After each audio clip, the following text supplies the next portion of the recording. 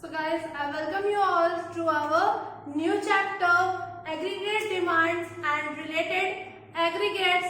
So now let's get started. So our topic is aggregate demand. That what is aggregate demand? We all know that what is demand. The demand is made by us, यानी कि हम लोग जिस भी चीज की मांग करते हैं वो क्या होती है, हमारी डिमांड होती है। जिस चीज को हम खरीदना चाहते हैं वो क्या होती है, हमारी डिमांड। तो यहाँ पे एग्रीगेट डिमांड क्या है? It refers to the total value of final goods and services which on the sector of an economy are planning to buy. मतलब एग्रीगेट डिमांड क्या होती है? एग्रीगेट डिमांड वो होती है जिसमें हम क्या करते हैं, total value of final goods को परचेज करना चाहता है। कौन परचेज करना चाहता है? Sector, all sector of an economy, यानी कि जो भी हमारे फाइनल गुड्स एंड सर्विसेज होते हैं उसकी परचेजिंग कौन करता है? All sectors of our economy. And purchasing मतलब क्या? Planning to buy. अभी प्लान कर रहे हैं, सोच रहे हैं खरीदने की। On the given income level, यानी कि जो उनकी इनकम है, जो उनकी इनकम लेवल है। तो एग्रीगेट डिमांड की एक प्रॉपर डेफिनेशन है that it refers to the total final goods and services purchased by all sector of an economy are planning to purchase at the given income level in a particular period of year or during the same accounting year. So इसमें हमने क्या देखा कि हमारी planning यानी कि purchasing जो all sectors of economy करनी चाहती है किसी भी फाइनल गुड्स को, इंटरमीडिएट गुड्स को नहीं, फाइनल गुड्स को। तो इसमें हमारे कुछ कंपोनेंट्स आते हैं, जैसे first one is private final consumption expenditure. इसको हमने अपने नेशनल इनकम वाले चैप्टर में पढ़ा है। कहाँ पे यूज करते थे? एक्सपेंडिचर मेथड में यूज करते थे। फर्स्ट पॉइंट था हमारा प्राइवेट फाइनल कंजप्शन एक्सपेंडिचर। इसमें क्या होता था? प्राइवेट यानी कि हम लोग, फाइनल यानी कि फाइनल गुड्स पे कंजप्शन करना, एक्सपेंडिचर करना। ये क्या था? प्राइवेट फाइनल कंजप्शन एक्सपेंडिचर, यानी कि हमने उन चीजों को खरीदा जिन्हें हमने कंज्यूम कर लिया, जो हमने खत्म कर दी। सेकंड हमारा आता है इन्वेस्टमेंट एक्सपेंडिचर। सो हमारा ये इन्वेस्टमेंट एक्सपेंडिचर क्या था? इन्वेस्टमेंट एक्सपेंडिचर हमारा ऐसी एक्सपेंडिचर जिसे हम कंज्यूम करके खत्म नहीं करते, जिसे हम परचेज करते हैं for further years, for further production, या उसके थ्रू हम आगे अपनी इन्वेस्टमेंट अपनी प्रोडक्शन करते हैं, प्रोसीजर करते हैं। जैसे कि अगर एक प्रोडक्शन फर्म ने अगर एक मशीनरी खरीदी तो वो क्या होगी? उसकी इन्वेस्टमेंट होगी, उसने उसे इन्वेस्ट किया फॉर फर्दर प्रोडक्शन। तो ऐसी कंजप्शन या ऐसा एक्सपेंडिचर जो हम कंज्यूम करने के लिए नहीं, जिसे हम इन्वेस्ट करने के लिए करते हो। तो हमारा ये जो प्राइवेट फाइनल कंजप्शन एक्सपेंडिचर है ये हमारा डिनोट होता है, ये हमारा डिनोट होता है सी से। सी फॉर कंजप्शन, ये हमारा डिनोट होता है सी से। फिर हमारा इन्वेस्टमेंट, ये किससे डिनोट होता है? हमारा इन्वेस्टमेंट डिनोट होता है आई से। फिर आता है हमारा गवर्नमेंट एक्सपेंडिचर। तो ये वो एक्सपेंडिचर होता है जो हमारी गवर्नमेंट के थ्रू होता है। तो हमारी जो गवर्नमेंट एक्सपेंडिचर करती है, गवर्नमेंट जो खर्च करती है, जैसे कि अगर सपोज गवर्नमेंट को एक बिल्डिंग बनानी है, उसने किसी भी फॉर्म से जिससे रॉ मटेरियल परचेज किए, तो वो क्या हो गया? वो हो गई गवर्नमेंट की एक्सपेंडिचर। तो गवर्नमेंट एक्सपेंडिचर को हम किससे डिफाइन करते हैं? जी से। गवर्नमेंट एक्सपेंडिचर किससे डिनोट होती है? जी से। फिर हमारा आता है नेट एक्सपोर्ट। तो नेट एक्सपोर्ट हम जानते हैं हमारा क्या होता है? Export minus import. तो नेट एक्सपोर्ट को हम एन ई से डिनोट करते हैं। और जब हम एक्सपोर्ट और इंपोर्ट को अलग अलग डिफाइन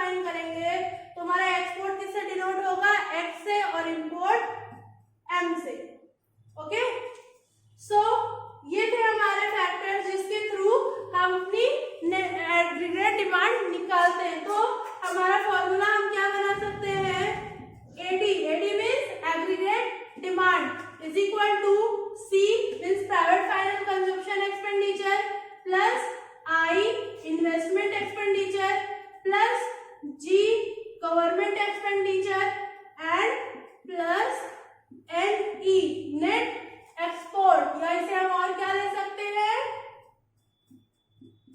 एक्स माइनस एम मतलब एक्सपोर्ट माइनस इंपोर्ट। सो ये हमारा फॉर्मूला जिसके थ्रू हम अपनी डिमांड को, एग्रीगेट डिमांड को फाइंड आउट करते हैं। बट सपोज अगर हमारे पास सिर्फ प्राइवेट कंजम्पशन है और इन्वेस्टमेंट है तो हमारा एग्रीगेट डिमांड कितना हो जाएगा, aggregate demand is equal to C plus I, यानी कि consumption plus investment consumption. So इसे हम एक चार्ट के थ्रू पूरा समझते हैं, तो चलिए आगे देखते हैं। अब हम इस चार्ट के अकॉर्डिंग समझेंगे कि हमारी एग्रीगेट डिमांड कंजम्पशन, इन्वेस्टमेंट और इनकम के थ्रू कैसे निकलते हैं। तो फर्स्ट ऑफ ऑल जो हम देख रहे हैं कि हमारी इनकम जो है यहाँ पे भी जीरो है, हमारी इनकम जो है वो जीरो है, फिर भी हमने 40 रुपीज का कंजम्पशन किया है या 40 रुपीज का इन्वेस्टमेंट किया है। फर्स्ट ऑफ ऑल हम एक अजम्पशन लेते हैं, या ये होता है कि हमारा अजम्पशन है कि हमारी इन्वेस्टमेंट जो है वो 40 है और इन्वेस्टमेंट लेवल हमारी इनकम इंक्रीज होने पे भी सेम ही रहता है। तो हमारा जो इन्वेस्टमेंट है वो हमारा हमेशा 40 ही रहेगा, हमारा इन्वेस्टमेंट हमेशा कांस्टेंट होता है। वन बाय वन हम सारी चीजों को ग्राफ पे भी देखते जाएंगे। तो ये हमारा सपोज ग्राफ है, तो हमारा इन्वेस्टमेंट जो है ये पॉइंट ऑफ जीरो इनकम, हमारी इनकम अभी जीरो है लेकिन हमारा इन्वेस्टमेंट क्या है, अभी भी 40 है और ये हमारा कांस्टेंट 40 रहेगा।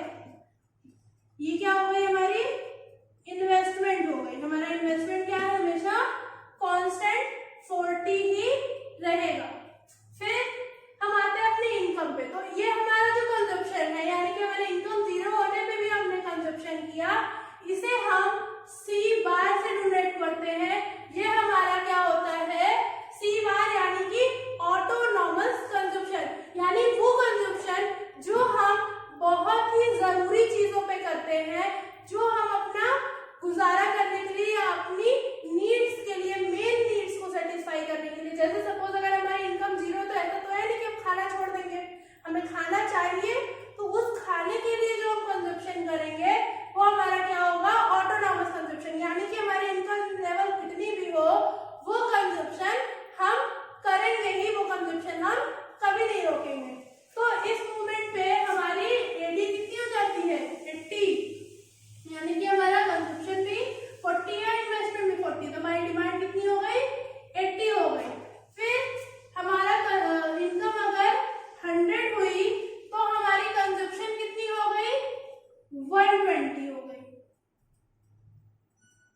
हमारी इनकम जब 100 हुई तो हमारी कंजम्पशन कितनी हो गई, 120 हो गई।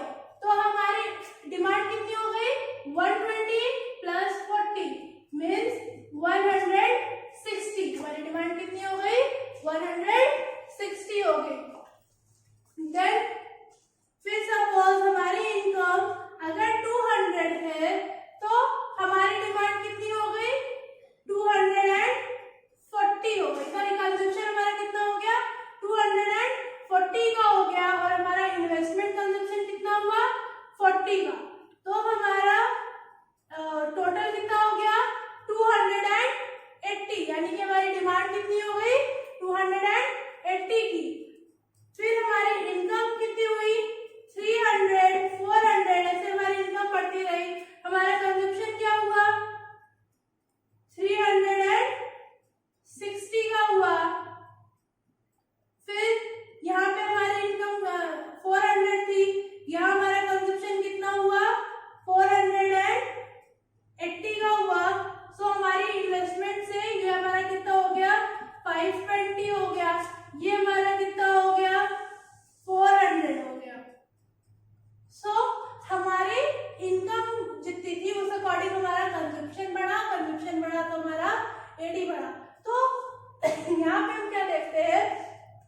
कि हमारा जब इनकम 0 था तो हमारी कंजप्शन 40 थी, फिर हमारी कंजप्शन जो है वो राइज करती गई, हमारी कंजप्शन जो है वो कॉन्स्टेंटली राइज करती गई। हमारा क्या था? कंजम्पशन। फिर हम अपने एडी पे आते हैं, तो एडी पे जस्ट सेम गैप से फिर हमारी एडी भी बढ़ती गई, और हमारा ये जो एडी और कंजप्शन है ये हमेशा पैरेलल रहता है। क्यों पैरेलल रहता है? किस वजह से? क्योंकि हमारे कंजप्शन और एडी में किसका डिफरेंस आता है? इन्वेस्टमेंट का डिफरेंस आता है, और इन्वेस्टमेंट जो है हमारी हमेशा कांस्टेंट रहती है, यानी कि कंजप्शन और एडी के बीच का चेंज हमेशा कांस्टेंट रहता है। इस वजह से हमारी एग्रीगेट डिमांड और कंजप्शन हमेशा एक पैरेलल लाइन में होते हैं और हमेशा इंक्रीजिंग होते हैं। और यहाँ से हमारा ये जो पार्ट है ये हम सी बार से डिनोट करते हैं, यानी कि ऑटोनॉमस कंजप्शन, क्योंकि हमारे पास जब हमारी इनकम 0 थी फिर भी हमने डिमांड की, तो ये हमारा क्या हो गया?